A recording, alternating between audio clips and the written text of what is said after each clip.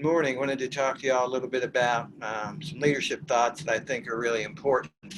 Um, Two guys who have been really done, an amazing amount of research in the world of leadership are a guy named James M. Kouzes and another guy, his kind of partner in crime or his partner in leadership studies, a guy named Barry Z. Posner.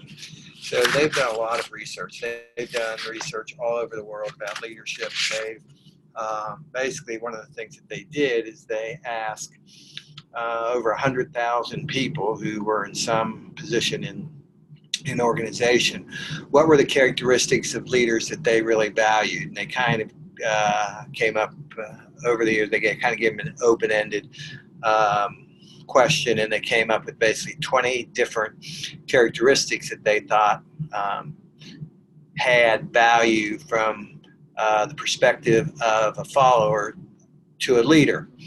And they've done so much research on it. They've done it in every country in the world, just about: the United States, Australia, Canada, Brazil, Japan, China, Korea, Malaysia, Mexico. And they've basically asked people, of those 20 characteristics, what are the ones that are the most important? And across the board, no matter where you go or who you talk to, these are the four that have kind of come up. And I can give you a list of, starting from the bottom up, of the 21s. And these are characteristics: independent, self-controlled, mature, imaginative, loyal, courageous, determined, caring, ambitious, cooperative, straightforward, fair-minded, supportive, dependable, broad-minded, intelligent, forward-looking, inspiring, confident, and honest.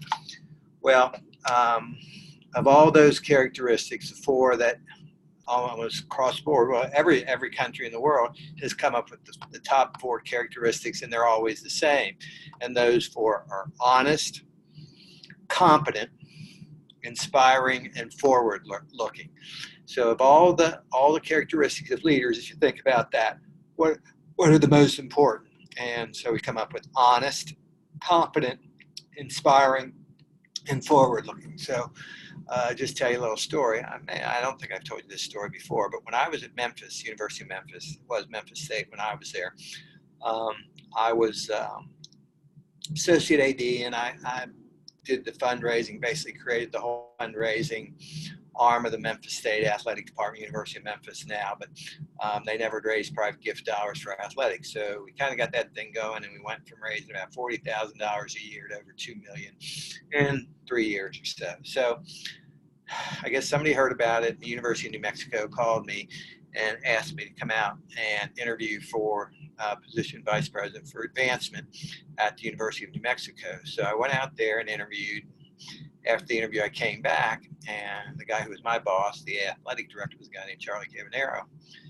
And Charlie said to me, he said, "Well, how'd the interview go?" I go, I think it went pretty good. He said, "Well, do you really want to do that?" And I said, "Well, it's a pretty good job, and, pays pretty good. I'm not sure I do." He said, "Well, I really don't want you to leave. I don't think you want to get out of athletics. So I'll tell you what I'll do. I'll give you a $10,000 raise." And I go, "Wow, $10,000 raise." And I was making the grand total of $32,000 a year, I think. So a big raise to 42,000. When you figure you're making 32 and you get a $10,000 raise, that's pretty significant. So, "Oh, that's great. Well, I'm going to call him and tell him I'm out of the picture and I'm going to stay here at Memphis State." So Charlie says, "Okay, good." So that was like in August, and September comes, I get my paycheck, there's no increase in salary. So I go to Charlie and say, "Hey, Charlie, just want to let you know, um, that raise never isn't showing up in my paycheck. Just thought I need to let you know." He said, "Oh, okay, let me check on it." So I go, "Okay." So kind of goes on, don't hear anything about it. I go, "Well, hopefully they'll catch up with this next month." Well, then the next month comes. I guess it's October. And no raise. So I go to Charlie again and say, "Charlie, um, no raise, something's, it didn't happen." And he says, "Oh, really?" He said, okay, well, let me check." So Happened next month, same deal. He said, oh, yeah, I checked on it, and it has to go to Nashville to the Board of Regents. The Board of Regents has to approve it. I'm going, okay, I guess, okay. So now this has been, I guess, 3 months. Next month comes by, nothing happens. Oh, it hadn't happened yet. Well, same story. And then the next month comes, not a paycheck, and nothing in the paycheck. So I say, Charlie, nothing's going on. What's going on here, And he said, oh, Dr. Carpenter. Dr. Carpenter, Tom Carpenter was the president of Memphis State. Dr. Carpenter's got to approve it. And, it's on his desk. And so once he approves it, then it should happen. So I'm going, okay.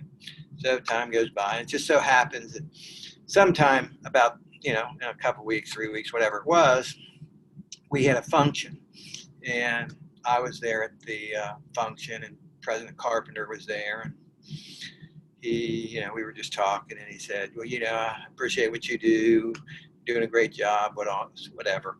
And he said, is there anything I can do for you? And I said, well, yeah. Oh, by the way, there actually is, Dr. Carpenter. I said, this raise that, I was promised by Charlie, apparently the paperwork's sitting on your desk. And Charlie said, all you need to do is sign it.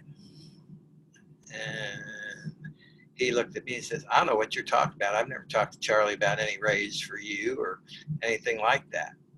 And I'm going, what? So nothing ever happened, never got a raise. It was just there. So at that point, I basically made the decision in my mind that, I was going to move on. I was going to find, it was time for me to move.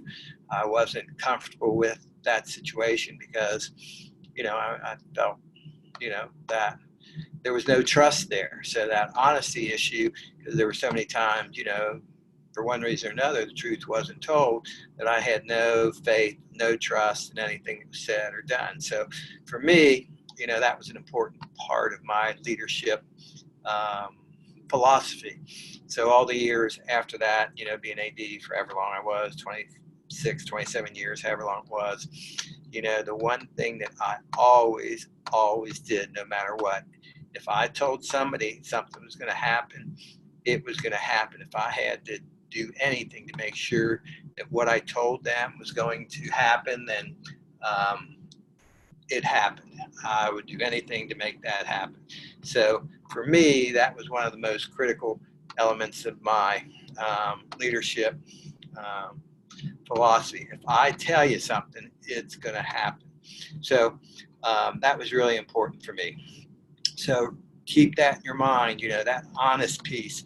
If you're not honest with people, pretty soon, they're going to completely, give up on you. And, you say, well, get people to follow you. But the critical thing to being a really, really good, effective leader is willingly follow you, not just follow you, but they want to follow you. They will willingly follow you. Not you can force people to follow you by salary or position or title or threats or whatever. But the great leaders are the ones that people willingly follow them. They want to follow you. They believe in you. So, like I said, the 4 characteristics that you have to keep in mind, and hopefully you need to build into your leadership philosophy, style, whatever, are honesty. You need to be honest. Competent. You have to be competent. If people don't view you as competent, it really doesn't matter how honest you are or anything else. But if they think you're incompetent, then, it's really hard to follow somebody where you really don't think they can get anything done, that they're not good at what they do. So one of the critical pieces of a leader is you have to build equity. You have to get people to believe in you. So the way you do that is to have victories. You need to have small victories. You need to celebrate victories. And you need to make sure that people are aware of your victories and that they feel that they were a part of those victories, that they were a part of those successes.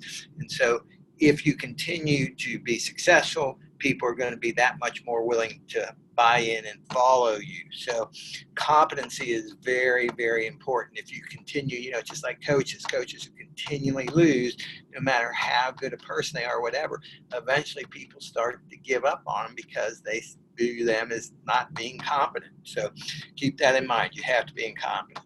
You have to be competent.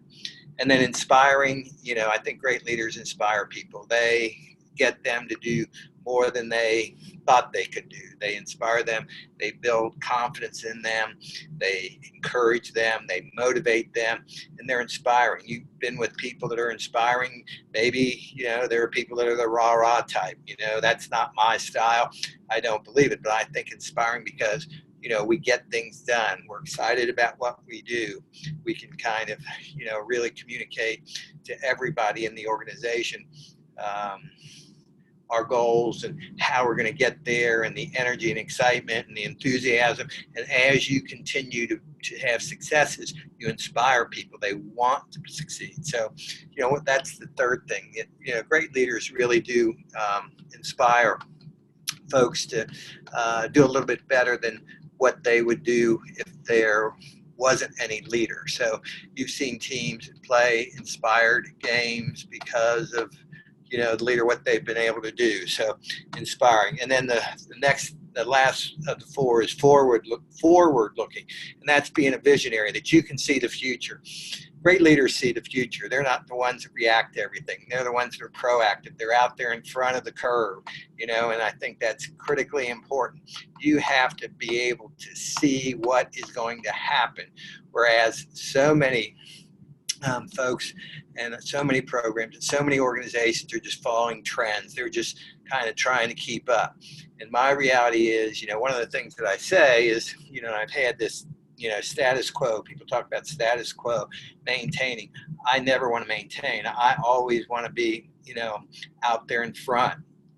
I want people to try to catch up with us, because if you're not moving forward, a lot of people are, and you're going to get passed by. So one of the things I always say is status quo sucks, because I don't want to maintain status quo. Our goal is to always be moving forward, always be doing something that is cutting edge, something that's going to give us an advantage. It's something that's going to differentiate our organization from everybody else. Of course, for me, it's always been athletic programs. We're doing things that aren't what everybody else does, because if we try to do what everybody else does, we don't have the resources, the financial resources. You may not have the facility resources. You may not have, the historical successes that other people have. So therefore, you have to be that person who is the forward thinker, the visionary, the person that's going to be able to, chart the course of how you're going to get to the result that you want.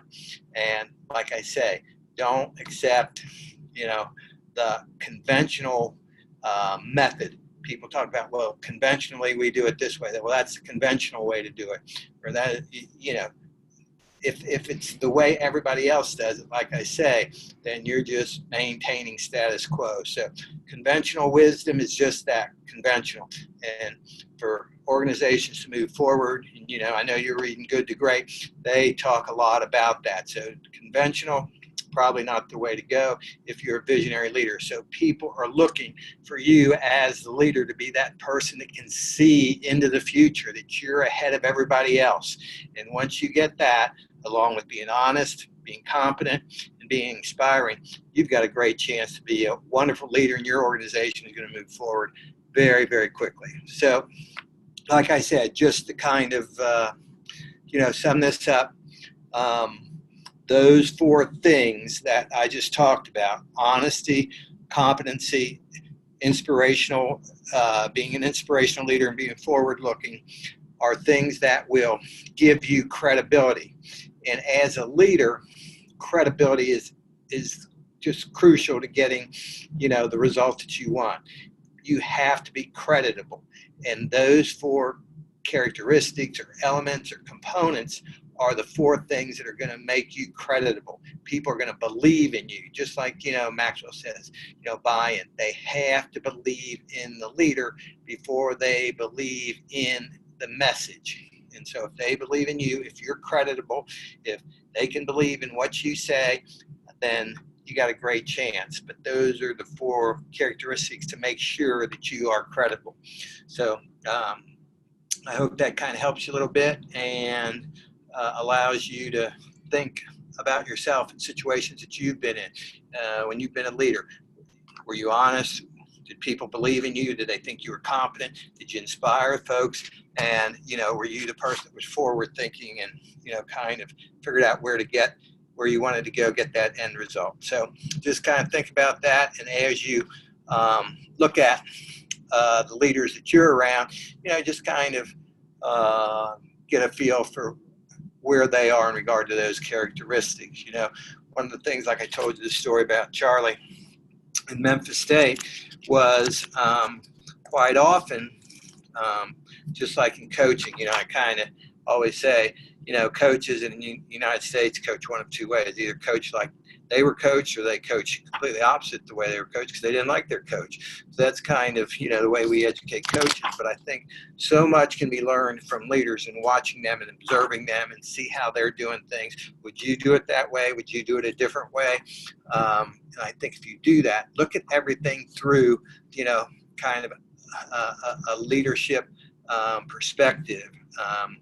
If you were in there, what would you do? So always keep that in the back of your mind. Look at things as if you were the individual in that position of leadership. Hope that helps. Have a great day. Bye.